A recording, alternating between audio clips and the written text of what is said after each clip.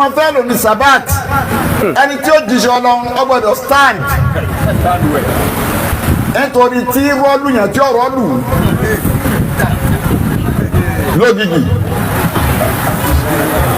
iṣẹ́ Ọlọ́run ọba ẹlòmíín sáré mọ̀bára ẹlòmíín tó sáré tapẹ̀rẹ̀ lọ díẹ̀ máa ní ọ̀nà lọ́ndàní lọ wọnú Quran látòkè délẹ̀ anabi Musa aleyhi salatu wa salam Ọlọ́run rojọ́ Musa fún wa ìgbà tó kò lé òun àtọmọ àtìyàwó ni wọ́n fi kó ìrìn àjò tí Musa ń bá lọ ọ̀tọ̀ ní ìrìn àjò ayé ẹ̀ ní ń bá lọ bí ó ṣe jẹ bí ó ṣe mu ní ń bá lọ bó ṣe fẹ́ dèèyàn ní ń bá lọ òjijì ló gbọ́ pé. wàlẹ̀ àtàkà àdìsù Musa ìdúró àdáná màkọ́lá lè àlìbí kùtù ní ànàsùnára. Ọlọ́run ní àwọn àkíyèsí kan ọ̀rọ̀ àwọn èèyàn gidi ọ̀rọ̀ gidi èèyàn gidi ọ̀rọ̀ gidi Ọlọ́run wá pàkíyèsí ànábì síbẹ̀ pé má kọjá ń bẹ̀ nù kìí ṣe irú bẹ̀ ń lo ti lè kọjá dúró alẹ́ àtá káàdìsù Musa ìjọ́rọ̀ Musa ti wá bọ̀ ìsirò anára mọ́kànlá lé àlìmí kùsù. Ọlọ́run nígbà tí Musa àtọmọ àti àwọn náà tútù ẹ wo bó tútù ṣe rí nísìn kéèyàn wá lọ àwọn ìlú èbó òní bẹ́ẹ̀ ni Cairo masadi ló tutù nígbà náà Musa lóòrù lọ́jáde àtọmọ àtaya ọwọ́ ń wá òtútù mú ọ wọ́n ń wá iná wọ́n fẹ́ yá náà ni pé kákan rí nǹkan kan ní ọwọ́ ni mo kù sí ẹdú ẹ̀yìn ara lé mi. ìní ọ̀nà sùnára. ó ní ìrírí náà kàrọ́ kankan iná yẹn àwọn farabalẹ̀ àwọn mẹ́tọ́dù wọn ní Cairo ní táwọn bá fẹ́ lọ sùn wọn taná sórí òkè tí mọ́tò bá ń bọ̀ àbádejò bá ń bọ̀ kó rí pé àwọn ti wọ̀lú Musa wá rò pé irú iná bẹ́ẹ̀ ni ọwọ́ á ní mò ń rí iná kàrọ́ kankan ẹdú ẹjọ́ ń lọ síbi iná yìí. láàyè àbíkún mi ní àbíkọ̀bà sílẹ̀ àjídú aláǹdárí hùdá.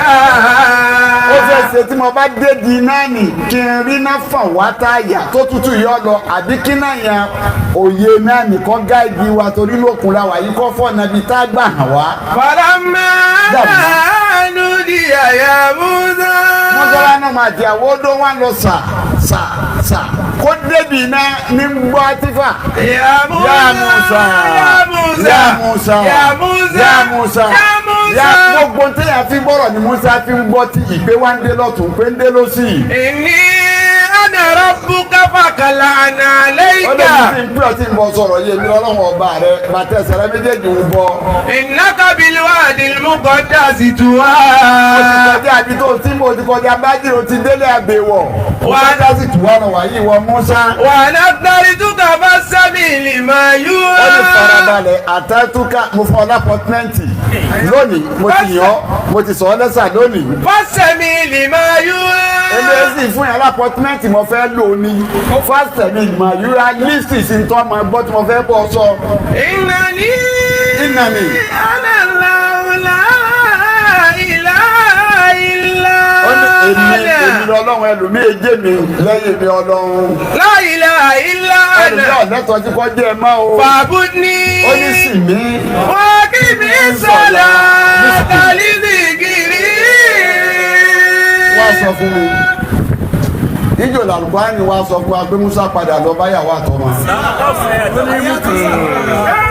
ó sì sọ fún wa pé ìmúkùsù. dáwà nù. ìjọba ti tẹ́rí wọ̀ ìjọba lọ sí ìdọ̀dọ̀ Ọlọ́run. àkọsílẹ̀ kìnnà mi sábà iná sábà.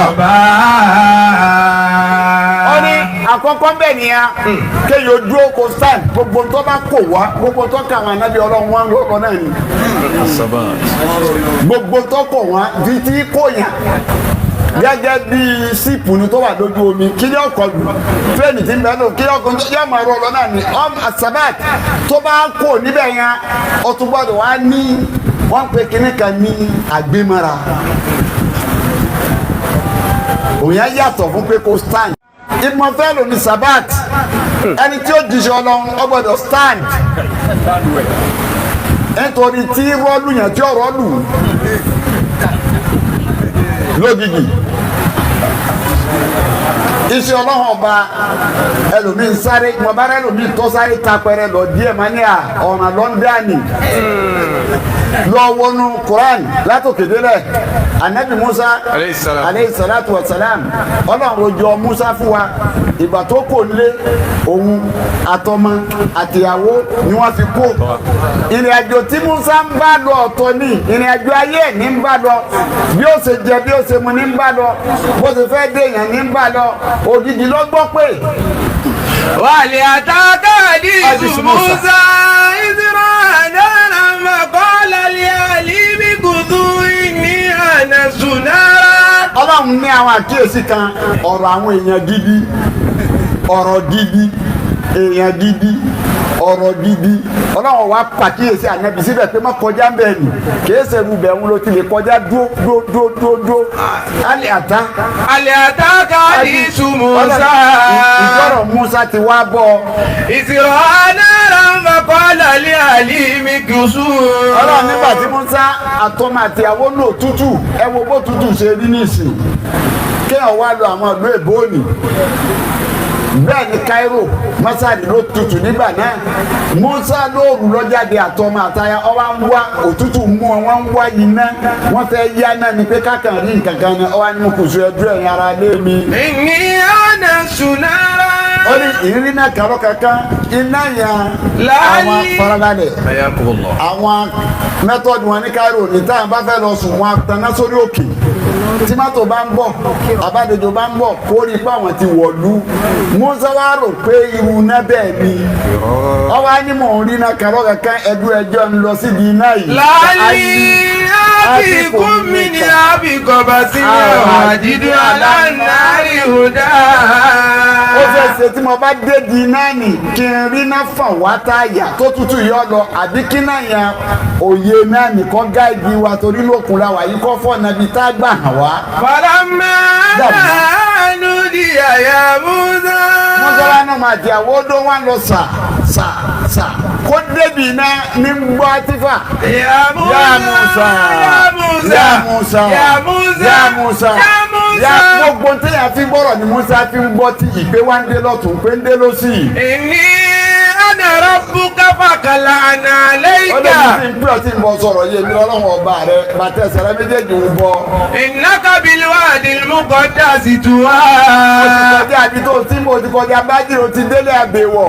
ó kọjá sí tùwọ́ lọ wáyé ìwọ Musa. wa naqtarituka fasami lima yuha. ó ní farabalẹ̀ àtàtúkà mo fún ọ lápọ̀tmẹ́ǹtì lónìí mo ti yàn mo ti sọ ọ́ lẹ́sà lónìí. fasami lima yuha. eléyìí fún yàrá apọ́tímẹ́ǹtì mo fẹ́ lò ní fásitì ìgbìmọ̀ yúra lísì sí tó ọmọ ẹgbọ́ tí mo fẹ́ bọ́ sọ. Innani ana Allahu la ilaha illa ó ní èmi lọ́lọ́run ẹlòmíì èjé mi lẹ́yìn mi ọlọ́run. la ilaha illa ẹni ana. tí ọ̀lẹ́tọ̀ tí kò jẹ́ ẹ mọ́ o. fa'budni. ó ní sì mí. wa qimi salata li dhikri. wá sọ fún mi níjò làlùkọ́ni wá sọ fún wa pé Musa padà lọ báyàwó àtọmọ. ó sì sọ fún wa pé imukutu. dá wà nù. ìjọba ti tẹ́rí wọ̀ ìjọba ló ti lọ́dọ̀ ọlọ́run. Akọ́dílàkìnà mi sábàrìnà bá. ó ní àkọ́kọ́ bẹ́ẹ̀ ni a kéèyàn dúró kó stand gbogbo tó bá kò wá gbogbo tó kà wọn ànábì ọlọ́run wọn lọ́kọ̀ náà ni gbogbo tó kò wá títí kò yàn gẹ́gẹ́ bí síìpù ni tó wà lójú omi kí ni ọkọ̀ lù tírẹ́nì tí ń bẹ́ẹ̀ lò kí ni ọkọ̀ yóò máa rọ lọ náà ni asabat tó bá kò níbẹ̀ yẹn ó tún gbọ́dọ̀ wá ní wọ́n pe kinní kan ní àgbémọ́ra òun yẹn yàtọ̀ fún pé kó stand.